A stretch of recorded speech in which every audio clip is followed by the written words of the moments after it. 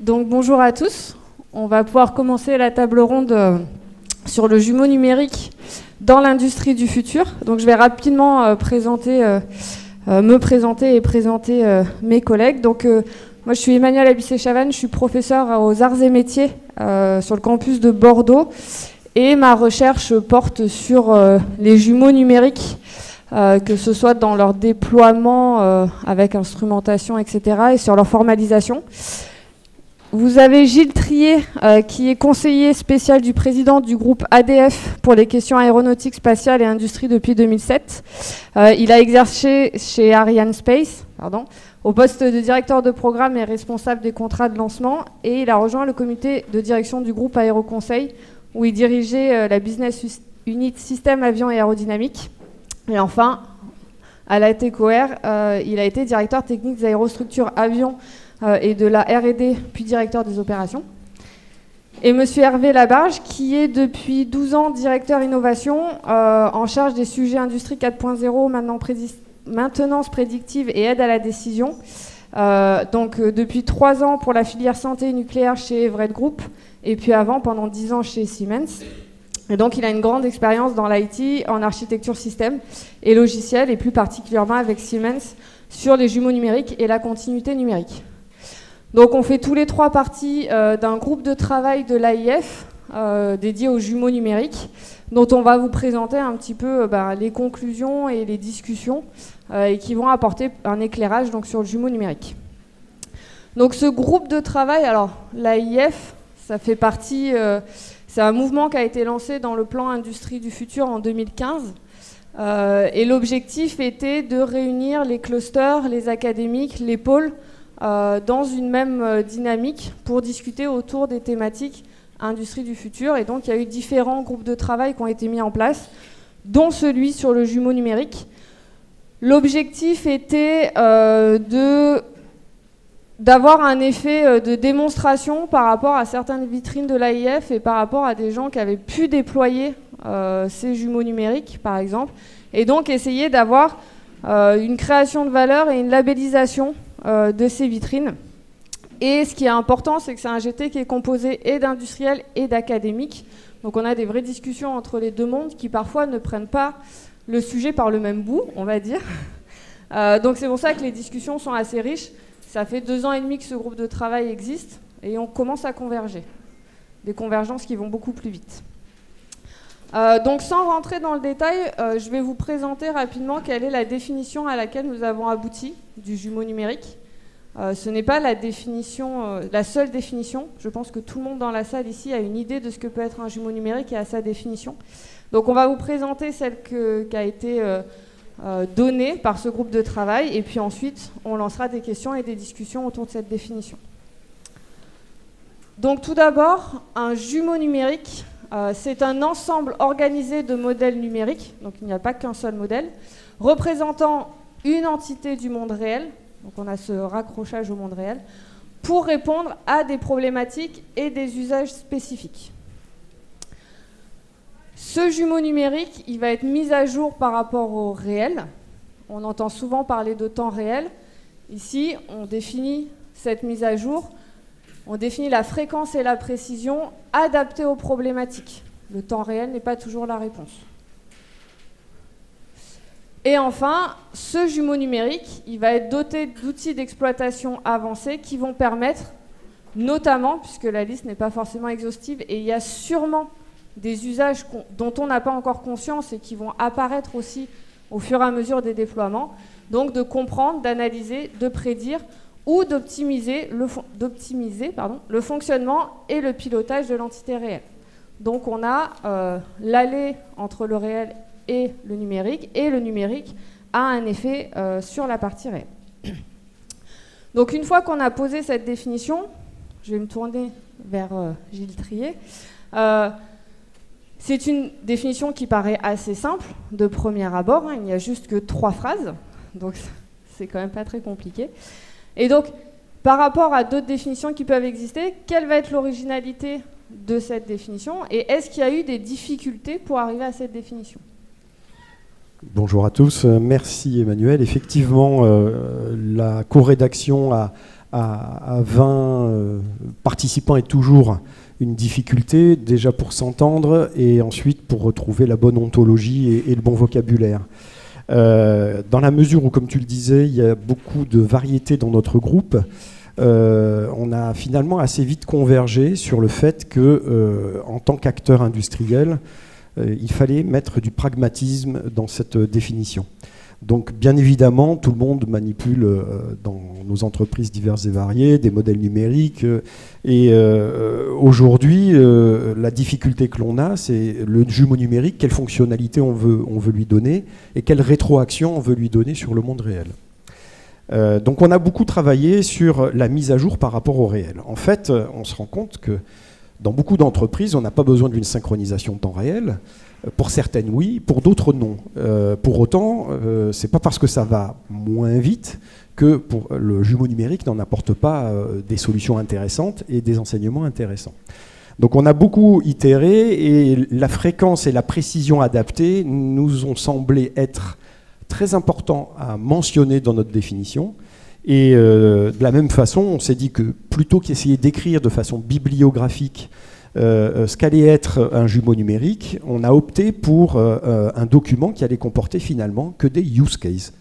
Donc dans notre future publication, vous aurez bien évidemment cette définition, l'intérêt du jumeau numérique pour l'industrie, pour augmenter sa performance, qu'elle soit économique ou en termes de restitution sur la compréhension de la phénoménologie physique, mais aussi, et bien évidemment, l'intérêt que ça peut avoir pour différentes branches de nos industries. Donc, la dernière phrase comporte effectivement la capacité d'exploitation, et c'est là la rétroaction qui est bien évidemment, en règle générale, la plus délicate à mettre en œuvre, puisque cette rétroaction, on l'imaginerait bien évidemment volontiers automatique, mais très souvent, et encore aujourd'hui, la rétroaction s'effectue grâce à l'action humaine et à la compréhension et à l'analyse avant de effectivement interférer avec le monde réel. Donc voilà, on a travaillé depuis 2 ans et demi, comme tu le disais, une vingtaine, un corpus de 20 personnes représentant les académies et l'industrie, et grosso modo, nos groupes fonctionnent autour de 8 à 10 en fonction des disponibilités de chacun, puisque bien évidemment, on travaille au goodwill, c'est au bon vouloir et à la bonne disponibilité des membres qui se joignent au groupe de réflexion. Merci. Alors, je vais rajouter moi aussi mon petit point en tant qu'académique. Si vous regardez, alors, je ne sais pas s'il y a beaucoup d'académies dans la salle, mais quand on va faire de la biblio académique sur les jumeaux numériques, côté académique, on a la volonté, on va dire, d'essayer d'avoir des définitions toujours très génériques qui vont coller au maximum de cas possible. Et là, l'originalité de cette, on va dire, de cette définition telle qu'elle est proposée ici, c'est vraiment d'attaquer la définition, enfin le jumeau numérique par l'usage. Dans l'idée de dire, on ne peut pas dire je vais faire le jumeau numérique de ce système et je verrai après à quoi il peut me servir. L'idée, c'est vraiment de dire j'ai un besoin, est-ce que le jumeau numérique peut y répondre et comment je le construis. Et du coup, pour illustrer un petit peu cette démarche par le besoin, on va passer à une première illustration. On s'est dit que c'était quand même le plus simple. Après, pour parler du jumeau numérique, c'est de parler sur des exemples. Donc, un premier exemple, je vais laisser Hervé le présenter. Oui, bonjour à tous.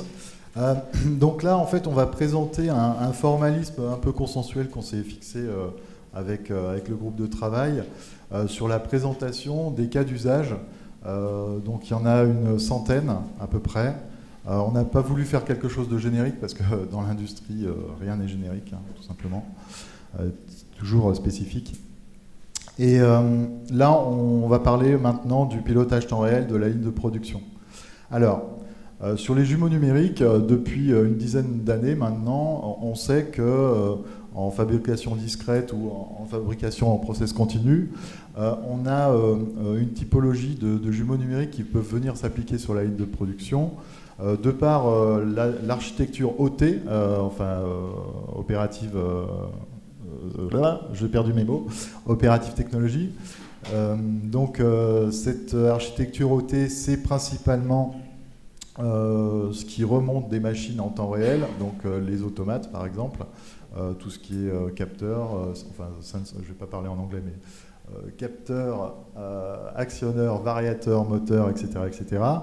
Depuis maintenant 15 ans, il y a une norme qui s'appelle l'OPCUA, une norme de protocole machine qui commence à pointer le bout de son nez un peu chez tous les revendeurs et les concepteurs d'automates.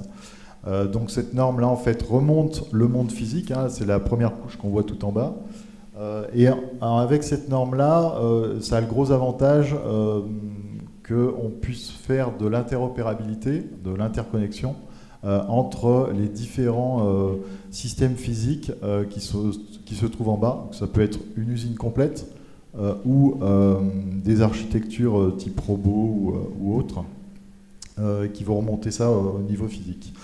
Donc là, l'idée, c'est de pouvoir remonter les informations vers des modèles qu'on va décrire et annoter sur la partie ligne de production. Alors pourquoi on fait ça? C'est important de le dire et c'est pas écrit ici. C'est notamment pour trois raisons. La première raison, c'est l'indisponibilité majeure, enfin la disponibilité pièce, que ça peut être une machine ou une usine qui ne fonctionne pas. Donc ça, c'est le premier enjeu, c'est définir l'indisponibilité. Alors du moment où on dit ça, et du moment où on dit on remonte toutes les données d'information jusqu'aux utilisateurs, là on commence à aller sur plein de thématiques diverses, notamment l'intelligence artificielle, puisque ça permet d'apporter une aide à la décision à un opérateur ou à un superviseur de ligne ou à un directeur de production. On peut aller aussi, c'est une tendance qui est complètement actuelle sur l'énergétique, puisque l'avantage de remonter toutes les données d'une ligne de production, on peut optimiser son taux de rendement synthétique, son O2E, pour justement diminuer la consommation, pouvoir mieux produire, être plus rentable sur la productivité et avoir des gains énergétiques qui sont factuels et connus du coup, puisqu'on remonte les résultats. Et le deuxième point, c'est la formation aux utilisateurs. Des nouvelles technologies comme la réalité augmentée ou la réalité virtuelle ou la réalité vidéo projetée sur des pièces, notamment chez Airbus par exemple ou Dassault, on arrive à mieux former les personnes et à attirer des talents qui ne seraient pas venus de par les écoles et les systèmes académiques. Voilà. Et puis le troisième point par rapport à cette ligne de production, c'est la servicialisation.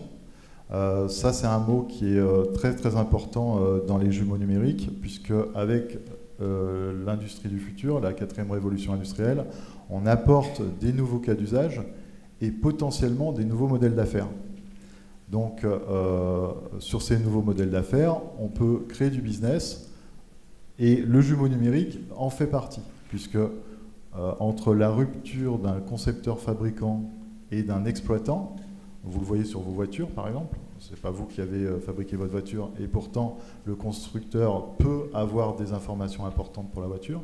Dans l'industrie c'est pareil, pour la machine, pour des sous-marins nucléaires, pour des bateaux, des avions, etc., etc. Donc ça, on va sur de la servicialisation, donc la création de modèles d'affaires, qui peuvent être assez disruptifs.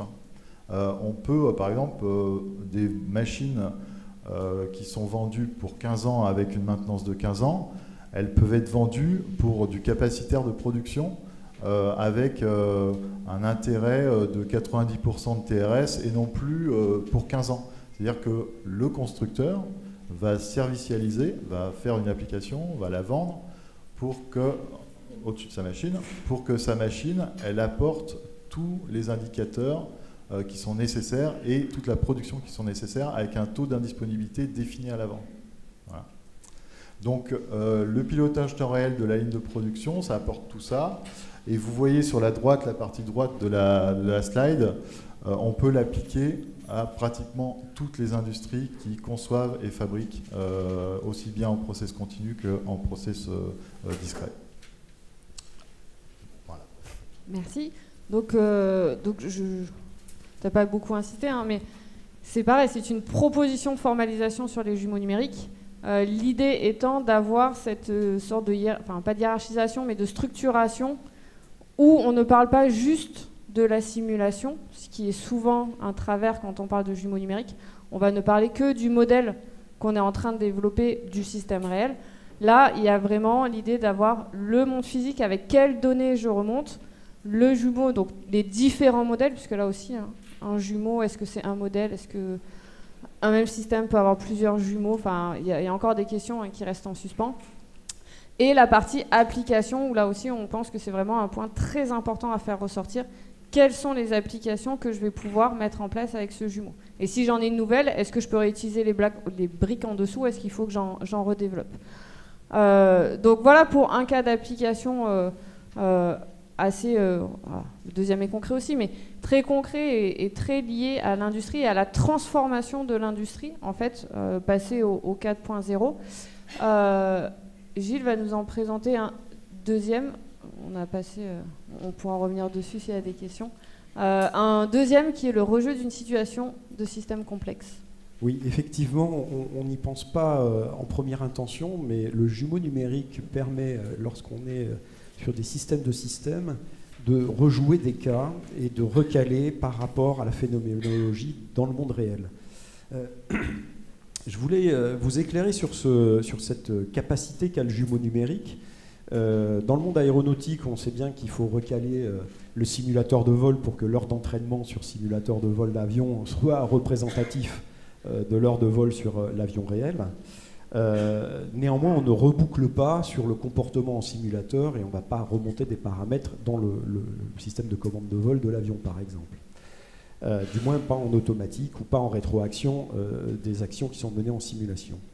Là, quand on est dans un système complexe, on a des systèmes de systèmes qui ont chacun leur centre d'intérêt. Et je vais vous montrer sur l'exemple qu'effectivement, on peut créer, et tu parlais de services, on peut créer par la création de jumeaux numériques des services nouveaux.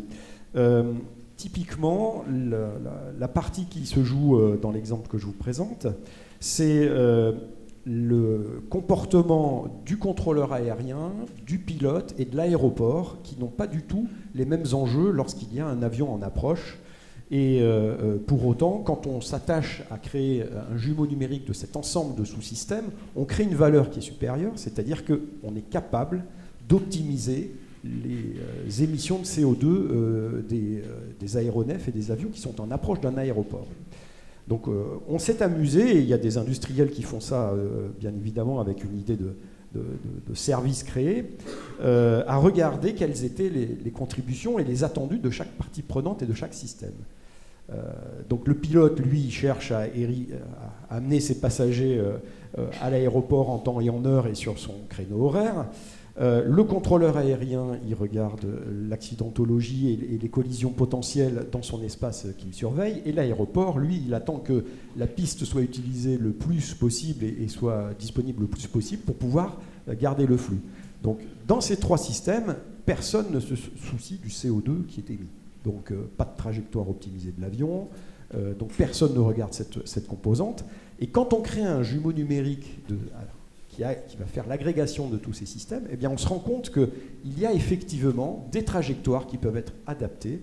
Il peut y avoir effectivement des comportements au bénéfice d'un système contributeur qui est celui de la génération de CO2 dans l'environnement de l'aéroport. Et ça, bien évidemment, on ne l'exerce pas en temps réel. On fait un jumeau numérique et on se sert du jumeau pour simuler la partie optimisation de ce CO2. Alors, ce dont je vous parle, c'est quelque chose qui est en train d'être développé par des équipementiers aéronautiques qui travaillent, eux, ils fournissent des équipements sur les approches d'aéroports, ils fournissent des équipements dans les avions, et il y a des aéroports qui sont intéressés. Le rejeu des données a déjà été effectué, et typiquement, sur le rejeu des données de l'aéroport de Singapour, il y a effectivement la capacité à simuler des trajectoires qui seront plus optimales en termes d'émissions de CO2. Alors, je voulais vous parler de la rétroaction avec l'humain au milieu de tout ça, parce que bien évidemment, la priorité des priorités, c'est la sécurité. Un trafic aérien, c'est la sécurité. Donc on se retrouve finalement assez rapidement avec le risque d'amener de l'information qui va surcharger le système et qui va quelque part le polluer avec des actions qui ne seront pas reliées directement avec la sécurité. C'est pour ça que le jumeau numérique intègre aussi les temps de disponibilité qui sont effectives, tant dans le dialogue que dans le cockpit avion que sur le trafic, la personne qui gère le trafic aérien. Et il n'intervient, et c'est là où la synchronisation reprend tout son sens, il n'intervient que dans les périodes où la charge cognitive du contrôleur aérien et du pilote d'avion sont disponibles pour passer une information lui disant réduis ta puissance ou change d'altitude, et il y aura un bénéfice sur le CO2 que tu auras émis. La valorisation du service aujourd'hui, c'est bien évidemment la capacité à montrer par preuve formelle qu'on a économisé du CO2. Donc la tonne de CO2 devient une donnée marchande très intéressante, et le jumeau numérique permet de démontrer effectivement qu'on peut y arriver, et il y a donc un service qui va être rendu, par exemple, sur l'exemple que je viens de vous citer, sur un système qui est complexe et qui ne souffre pas, bien évidemment, de faire des expérimentations en live sur le monde physique. Il faut passer par le jumeau numérique d'abord. Merci. Donc on voit bien, là, les deux exemples choisis. On a un cas très concret où je pense que beaucoup peuvent projeter tout de suite sur un système de production la valeur ajoutée que va apporter mon jumeau numérique et toutes les applications que je vais pouvoir faire pour optimiser une chaîne de production, un produit, donner de l'information à l'utilisateur. Et sur le deuxième exemple, on voit ce que ça peut apporter encore en plus, au-delà des usages qu'on avait réfléchis. Donc on voit que ça peut apporter beaucoup, et c'est ce qu'on nous vend, j'ai envie de dire, depuis un certain temps, que le jumeau numérique va révolutionner l'industrie. Maintenant, la question, c'est comment je déploie un jumeau numérique, parce que c'est bien beau, on a tous la théorie. Maintenant, opérationnellement, qu'est-ce que ça implique de développer un jumeau numérique? Quels sont les écueils? Quelles sont les questions à se poser avant de se lancer? Hervé, dis-nous tout. Oui, je pense qu'on peut faire voir une slide qui est juste là. La vraie problématique industrielle, c'est la convergence IT-OT. Il y a deux mondes qui ne se parlaient pas il y a quelques années, notamment jusqu'à 2007. Alors pourquoi 2007? Je vais y revenir. Entre les grands systèmes ERP et les moyens de production, avec des nouvelles applications, comme les MES par exemple, Messaging Executing System. Donc qu'est-ce qui s'est passé depuis toutes ces années-là, en 20 ans en fait, en 25 ans? Il y a eu une convergence au niveau de l'ANSI, donc une norme américaine qui s'appelle l'ISA 95, que vous voyez à gauche de votre écran, qui stipule en fait les niveaux de connectivité, de passage de la donnée dans les systèmes, du niveau 1 jusqu'au niveau 4. Donc ça maintenant c'est collégial, et c'est-à-dire qu'on peut s'appuyer sur cette norme-là, parce que tous les systèmes d'information, je parle, qui sont au niveau 4 entreprises, notamment les ERP et les PLM, fonctionnent avec les briques depuis le niveau 0 jusqu'au niveau 3. Donc on va retrouver au niveau 0 tout le capteur actionneur, vraiment la machine, hein. Au niveau 2, toute la partie process usine, là où vous allez pouvoir récupérer, alors historiquement on le faisait au tableau Excel ou à la mano, hein. Donc niveau 2, on récupère les données des machines. Le niveau 3, maintenant, il y a des systèmes qu'on appelle des SCADA qui permettent justement de récupérer la partie machine en mode automatisé. Bon, après, il y a l'architecture IT qui n'est pas sur le dessin, mais on pourra en parler tout à l'heure. Et puis, niveau 4, c'est tous les systèmes applicatifs métiers qui sont en interopérabilité avec le niveau 3 notamment. Donc, l'idée du jumeau numérique, c'est de récupérer avec cette architecture système l'ensemble des données et montrer des nouveaux indicateurs qu'il n'y avait pas forcément dans les années 80 ou même 90 et 2000. Voilà. Après, ce qui est arrivé en 2007 avec l'arrivée des smartphones, pour le jumeau numérique, c'est tout simplement génial, puisque à une application correspond un besoin, ou réciproquement. Ça veut dire quoi? Ça veut dire que dans le niveau 4 entreprise, vous avez des grands systèmes d'information, mais le système d'information comme un ERP par exemple, maintenant il est accouplé à un système applicatif qui permet d'avoir des résultats sur son smartphone à distance.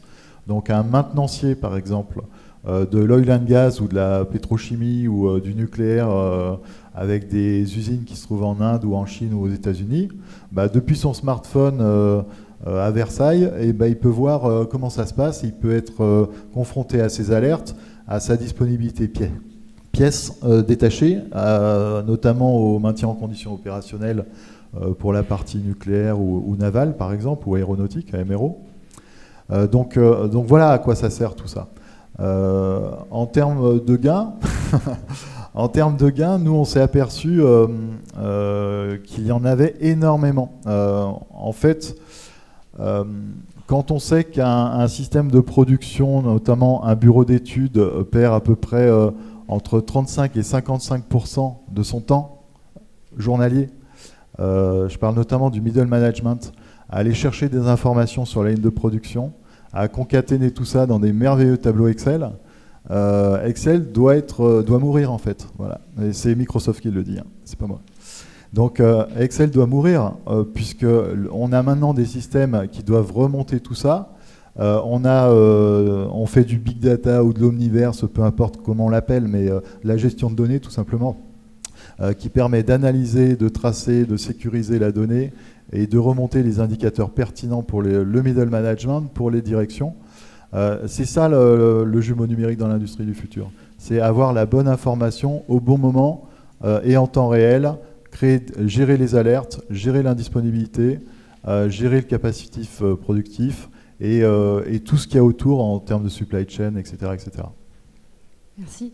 Je viens de voir le signal, donc je vais conclure rapidement, il y aura des questions après. Alors, je vais juste rebondir sur ce que tu as dit, quasiment les deux derniers mots de la fin, c'est la bonne donnée et la bonne information, qui sont là aussi des points clés quand on parle de jumeaux numériques et d'opérationnel. C'est qu'à un moment, on peut vouloir faire ce qu'on veut, si on n'a pas la bonne donnée, il ne se passera rien. Donc avant de se lancer dans un jumeau numérique, il faut déjà poser la question, et après, est-ce que je peux avoir la bonne donnée? Est-ce que je sais la récupérer? Est-ce que je sais l'utiliser? Et la bonne information, ça rebondit aussi sur ce que disait Gilles tout à l'heure, c'est une fois que j'ai fait tous ces traitements et tous ces calculs, comment je remonte l'information et comment je fais passer l'information à la personne? Qu'est-ce que je donne comme détail d'information à ces gens-là?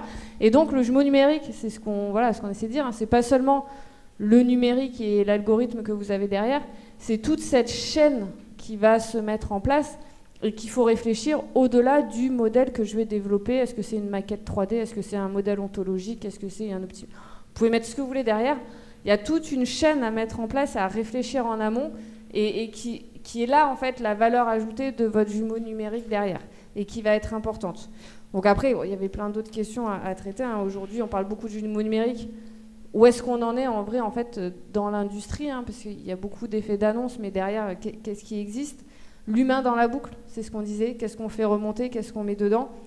Et pour finir sur une note là aussi qui est dans l'air du temps, hein, quand on parle de données, l'objectif n'est pas forcément de récolter toute la donnée possible et imaginable et se dire on va la stocker et puis on verra qu'est-ce qu'on peut en faire. On rappelle que stocker de la donnée, ça coûte, ça a un poids carbone. Voilà, des études qui commencent à être faites sur poids carbone d'une donnée que je vais stocker dans le cloud pendant 1 an, qu'est-ce que ça... Voilà. Donc voilà, la donnée pertinente devient importante et les moyens de collecte de données deviennent là aussi assez cruciaux sur ces questions de jumeaux numériques. Et je ne vais pas durer plus longtemps si on veut se garder un petit peu de temps pour des questions. Voilà, merci. Et si vous avez des questions, n'hésitez pas.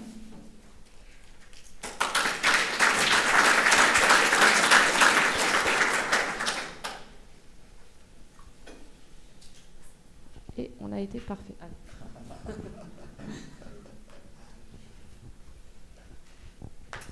Oui, merci pour cette belle présentation. Guido Spiegler, hein, Twin IT. Je reviens sur la définition du jumeau numérique. Vous initiez le jumeau numérique à partir du moment où il y a un objet physique. Donc, vaste sujet. Est-ce que c'est précis? Est-ce qu'il peut y avoir un jumeau numérique avec un peu d'objets physiques, un peu d'objets numériques finalement? Pourquoi faire cette frontière et comment on appelle un truc qui est moitié physique, moitié numérique? Il y en a en conception par exemple.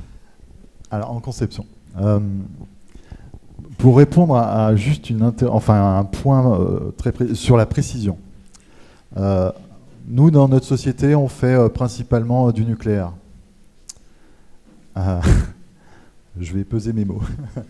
Dans le nucléaire, en fait, quand on fait du contrôle non destructif, les courants de Foucault, de la radio, etc., etc., mais comme dans la santé d'ailleurs, parce que c'est pareil, en termes de mathématiques, je parle. On arrive à des niveaux de précision qui n'ont jamais été atteints. C'est-à-dire que vous prenez un simple boulon, quand vous le soudez, enfin vous soudez la tige avec la tête, il y a en soudure, il y a ce qu'on appelle un phénomène physique qui provoque une fissure. Bah, cette fissure, en fait, elle est sur tous les boulons de la Terre. Seulement, on ne savait pas la répertorier. Maintenant, en fait, avec les jumeaux numériques et la simulation qu'on peut faire sur les cordons de soudure, sur des choses comme ça, bah, on se dit qu'une cuve avec des défauts qui sont naturels, en fait, parce que c'est le process de fabrication, c'est quoi la donnée qu'on va mettre pour se dire, s'il y a une fissure, c'est normal, mais est-ce qu'elle doit être à 26 degrés ou à 27 degrés? C'est quand le no-go, quoi, de la fissure. Est-ce que ça passe en non-conformité ou pas? Et en fait, ce qu'on arrive à avoir avec les jumeaux numériques, c'est tellement précis maintenant qu'on est en train de refondre les process et avec les instances de régulation, on est en train de regarder comment on va gérer la surqualité, en fait, ou la sous-qualité de la surqualité. Voilà. Donc voilà où on en est, voilà, pour répondre à cette question-là. Je voulais juste rajouter... non, tu vois, c'est moi qui vais parler. Je ne peux pas. Si, ça y est. Merci. Je voulais juste ajouter que finalement, le meilleur capteur, pour répondre à qu'est-ce que c'est que ce truc, s'il y a une personne qui est dans le jumeau numérique ou pas, nous, on a considéré que le meilleur capteur, c'était l'homme, en fait. Parce que l'homme, il sait sentir, il sait regarder, il écoute. Et on peut instrumenter. Il n'y a aucun problème des machines. Mais quand quelqu'un a l'habitude d'une machine et que la machine ne fonctionne pas, il sait le détecter. Et nous, on a une approche aussi, grâce à la mobilité dont tu parlais, Hervé, avec les tablettes, on a une interface qui se fait via l'humain, qui passe sur son poste de travail, et s'il détecte quelque chose, il est capable de capter et de capturer l'anomalie. Ça peut être un ressenti, ça peut être... dans tous les cas, on a aujourd'hui la capacité à aussi prendre en compte l'avis de l'opérateur, l'avis AVIS, de l'opérateur lorsqu'il est sur son outil de production. Et ça crée une valeur ajoutée qui est très intéressante. Ouais, alors on m'a dit qu'il fallait que je me taise, mais je vais quand même répondre très rapidement, parce que je ne sais pas me taire, je suis une prof. Du coup, sur la partie, pourquoi on a choisi ce parti pris de dire qu'il fallait un physique? S'il n'y a pas de physique, il ne peut pas y avoir de mise à jour et d'arrivée d'informations. Et donc on appellera plutôt ça une ombre. Alors il y a plein de terminologies. Ombre numérique, maquette numérique, les shadows, oui, les ombres numériques. Donc il y a des classifications comme ça. Là, on a pris le parti pris de dire qu'il fallait vraiment qu'il y ait le physique pour qu'il y ait cet échange d'informations entre le réel et le numérique. Et donc, dans la conception, si ça n'existe pas encore, on n'est pas vraiment... Enfin, on peut l'appeler jumeau numérique, et je sais qu'il y a plein d'endroits où ça s'appelle un jumeau numérique, il n'y a aucun souci. Là, dans cette définition-là, voilà, la caractéristique, on a fait ce parti pris en disant, sinon, c'est une maquette numérique, c'est une ombre numérique. C'est pas un jumeau, parce qu'un jumeau, ils sont deux. C'est pour ça que c'est plus dur les accouchements. Voilà.